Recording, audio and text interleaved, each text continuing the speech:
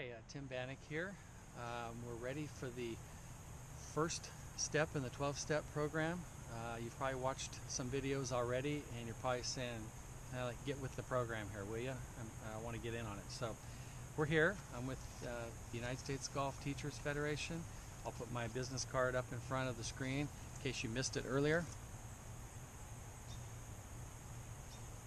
And I'm always ready to have people contact me and drill into any of the steps that you would like. We can work on some lessons at your convenience, but it's time to get started in the 12-step program. Again, as I've mentioned earlier, the 12-step sounds like a lot of steps, but it's just a way of breaking down the foundational golf swing into different compartments that you can go deep on, should you desire to do that, or you can keep it at a high level and burn through the 12 steps as fast as you like. I always like to tell people it takes me about 40 seconds, 35 to 40 seconds from the moment I start the 12 step to execute a shot. That sounds like a lot of seconds, but there's really a lot going on in the brain. And again, 80% of the golf swing is planning, so that might kind of sound boring to you. But it requires a lot of planning, a lot of thought. 10% is the actual swing itself, and then there's 10% that's the finish.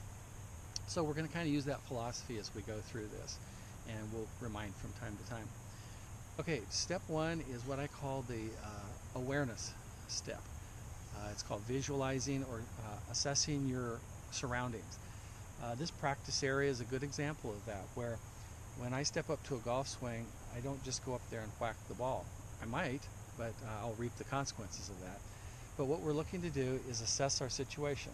So as an example, let's say that this is our flag stick down here with the blue flag. I'm going to assess my situation, and this happens really fast. We're going to drag it out here a little bit to give you the nuance of it all. But if you don't go through this phase, you kind of get what you get. What we have here is about a 60-70 yard shot, and I'm looking at the surroundings. I've got trees on the left, trees on the right. I've got a small tiny green. There's a bit of a dip up here that I have to think about, and what I want to do is I'm going to throw a ball out here. I have to look at, is my ball laying flat? Is it on a hill? What am I going to have to do to adjust to that ball? And as we get into other steps, you'll see why that's important. So the first step is just assessing your situation. I'm going to go ahead and just talk out loud what I'm thinking in my head before I go up and strike the ball. But anyway, I just wanted to, so we'll kind of start right now. So what I'm looking at here is about a 60 yard shot. I'm going to get my soft grip. I'm going to swing fairly easy. I want to hit the ball high. The ball's laying kind of buried in the ground, so I know I'm going to have to strike it a little firm. The ground is wet because it's winter, so I'm going to have to strike it pretty hard. I don't want to strike it easy because if I do, it'll probably just squirt. So I'm going to play the ball slightly left of the target.